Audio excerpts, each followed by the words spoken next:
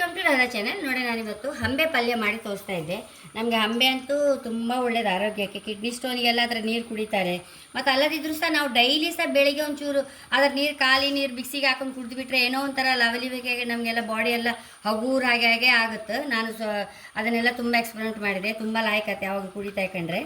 ಹಾಗೆ urine infection ಸಹ ಒಳ್ಳೆಯದು. ಮತ್ತು ಎಸಿಡಿಟಿ, ಎದೆ ಉರಿಗೆ ಸಹ ಒಳ್ಳೆಯದು. ಮಲಬದ್ಧತೆಗೆ ಅಂತೂ ತುಂಬ ಒಳ್ಳೆಯದು. ಕೊಲೆಸ್ಟ್ರಾಲ್ ಕಡಿಮೆ ಮಾಡುತ್ತೆ. ಹಾಗೆ ತುಂಬ ನಮಗೆ ಉಪಯೋಗ. ಮೇಯ್ನು ಮಲಬದ್ಧತೆ ಸಹ ಒಳ್ಳೆಯದಲ್ಲ, ಮತ್ತು ಉರಿಯೂತ ಅದಕ್ಕೆಲ್ಲ ಸಹ ಒಳ್ಳೆಯದು. ಮೇಯ್ನ್ ಕಿಡ್ನಿ ಸ್ಟೋನಿಗೆ ಒಳ್ಳೆಯದು. ಹಾಗೆ ಬೆಳಿಗ್ಗೆ ಎದ್ದು ಕೂಡಲೇ ಕುಡಿದ್ರೆ ಯೂರಿನ್ ಇನ್ಫೆಕ್ಷನ್ಸ್ ಯಾವುದು ಸಹ ಆಗೋದಿಲ್ಲ ಇದರಲ್ಲಿ. ಹಂಬೆ ನೀರು ಕುಡಿದ್ರೆ ಹಾಗೆ ಅಷ್ಟು ಆರೋಗ್ಯಕ್ಕೆ ಒಳ್ಳೆಯದಾದ ಹಂಬೆ ಪಲ್ಯ ಮಾಡಿ ತೋರಿಸ್ದೆ.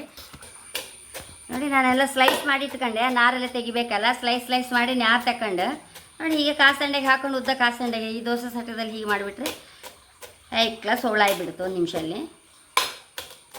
ನೋಡಿ, ಪಲ್ಯ ಎಲ್ಲ ಬರೀ ಚೂರೇ ತಿನ್ನೋದಲ್ಲ, ಸರಿ ಒಂದಿಷ್ಟು ತಿಂದುಬಿಡ್ಬೇಕು. ಹೈ ಕ್ಲಾಸ್ ಆಗ್ತದೆ. ಚೂರೇ ತಿಂದು ಏನು ಪ್ರಯೋಜನ ಇಲ್ಲ ನಮಗೆ.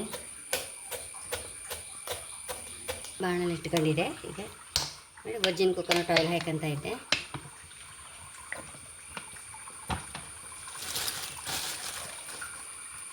ಬೆಳ್ಳುಳ್ಳಿ, ಸಾಸಿವೆ, ಹೊಟ್ಟುವಾಗ ಹಸಿಮೆಣಸು ಹಾಕೊಂಬ.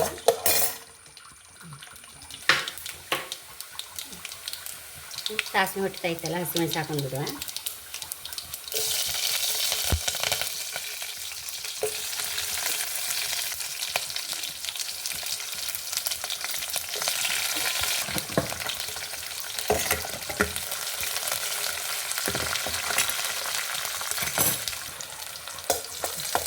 ಹಸಿಮೆಣಸು ರೋಸ್ಟ್ ಆಗ್ತದೆ. ಹಂಬೆ ಹಾಕೊಂಬ.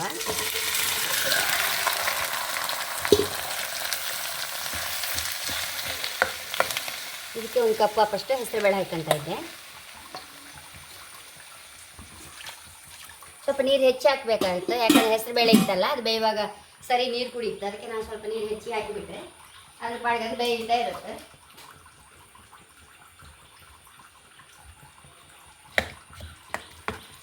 ಈ ಪಲ್ಯ ತುಂಬ ಅಂದರೆ ತುಂಬ ರುಚಿ ಆಗ್ತದೆ. ಬೆಳ್ಳುಳ್ಳಿ ಪರಿಮಳ ಎಲ್ಲ ಬೆಂದು ಹಾಕಿ ಬಿಟ್ಕೊಂಡು ಅರಿಶಿನ. ಮತ್ತು ಈ ಪಲ್ಯಕ್ಕೆ ಬೆಲ್ಲ ಚೂರು ಬೇಕಾಗ್ತದೆ. ತುಂಬ ರುಚಿ ಕೊಡುತ್ತೆ ಈ ಬೆಲ್ಲ.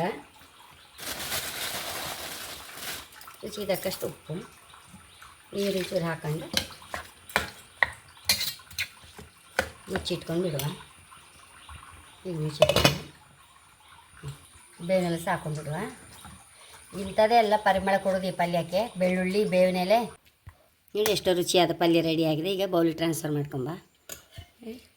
ಬೌಲಿಗೆ ಹಾಕೊಂಬ.